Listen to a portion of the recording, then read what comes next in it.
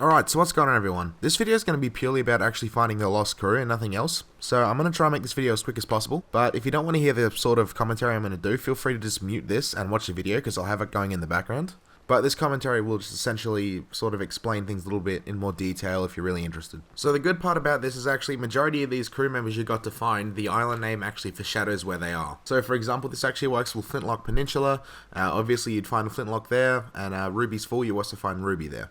So as you can see on the map, this is pretty much the islands where you can find these characters. Alright, so there really is no quick way to do this. You can either start from the south or the north. In this video I'm starting from the north, but you can also just do this video in reverse, or just do it in any order you really want to. Now this should take around maybe 20-30 minutes to complete. It's not too hard, but it does take a bit of time. So for this we're actually going to start off with Fletcher's Rest. Now you can actually find Fletcher Farley in here. It's not too hard to find, just watch out. There is a volcano on that island, so don't get too close if you've got a big boat. But you can essentially find him sitting up by a rock on the west side of the island.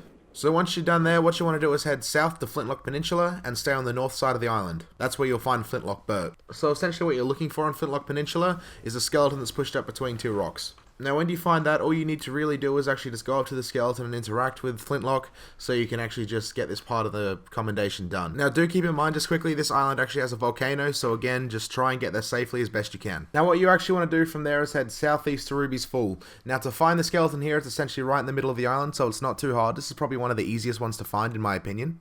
Alright, so what you want to do there, once you've done that, head west so you can find Hepzibah Jones. Now, Hepzibah Jones isn't actually on an island that sort of shows his name. He's actually on the Forsaken Brink, and that's a small island just to the west of where you just were. So once you're there, essentially what you need to do is go to the middle of the island. He's not hard to find, he's actually under a rowboat. Now if you've been following the video, you've actually only got one more little place you need to go to. So this one's actually a bit of a travel. You need to go southeast, but you need to go to the Devil's Thirst. Now to find the skeleton here inside the Devil's Thirst, what you essentially need to do is look for that little north, not the far north island, but just below the far north island. Now again, this island actually has a volcano on it, so just be safe when going to this island. You don't want to actually crash and die. That's not a good thing.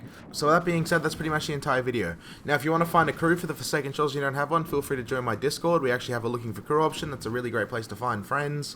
And I know a few people that have sent me a message thanking me because they found some friends over there. It's a really nice community. I think it's one of the best. That's probably, biased, but I think it's one of the best. Feel free to join that. It's actually the top link in the description. It always will be there. And yeah, if you want to know how to do all these updates and stories within the first couple hours upon release, I usually do that. That's sort of my channel.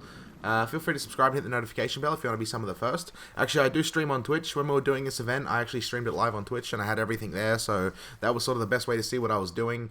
But anyway, so that being said, this is pretty much the video. If you've enjoyed, feel free to leave a like, and I'll see you on the next video. Hopefully.